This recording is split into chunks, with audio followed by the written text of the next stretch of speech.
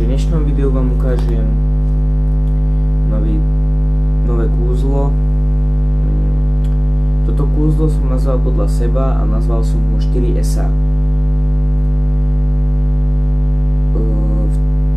Poprosím vás, teda som tu sám teraz, takže si to spoviem sám, ale keby ste to ukazovali niekomu, tak mu poproste ho, aby túto kôpku rozdelil na 4 časti. Áno? Takže na 4 časti. Čiže 1, 2, 3 a 4. Áno? 4 časti. Teraz číta sa zľava doprava. Takže zoberiem ľavý balíček zľava, prvý, 1, 2, 3 kartu preložím na spodok a na vrch dám 1, 2, 3 karty, čiže na každú kôpku jednu. Balíček položím naspäť. Zoberiem druhú kôpku zľava a spravím to isté.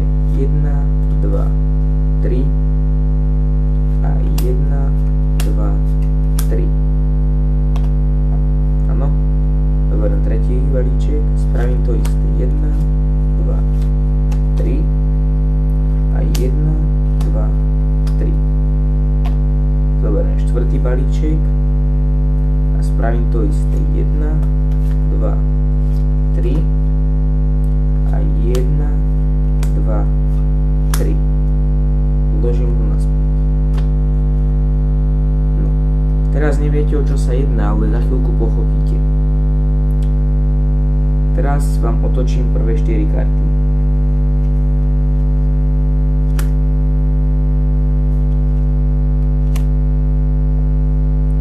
Áno, sú to 4 SA. Takže teraz vám ukážem riešenie tohto triku. Riešenie tohto triku je pomerne jednoduché. Riešenie tohto triku spočíva v tom, že dáte si tieto 4 SA, neviem ako vám to ukázať, na vrch balíčku. 1, 2, 3, 4. Áno?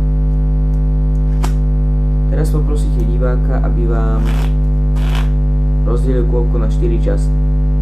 Môže to urobiť on, ale môžete to urobiť vy. Môžete to urobiť dvoma spôsobmi, tak ako som robil ja, alebo aj tak, ako vám ukážem teraz, čože takto. Vy poviete divákovi, aby vás ľubovoľne zastavil, vy si zoberete kôpku, položíte ju sem, zoberete ďalšiu kôpku, zoberete ďalšie dve kôpky, áno? Takže môžete to urobiť aj tak. Je to absolútne jedno. No, tieto 4 SA sú tuto na vrchu.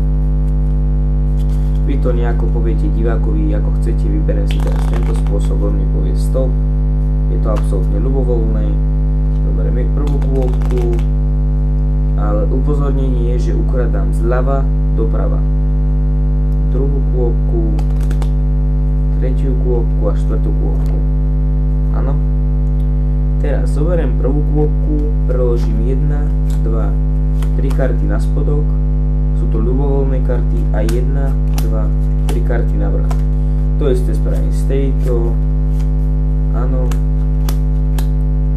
Tak, to isté môžem spraviť z tejto. 2, 3 a raz, 2, 3.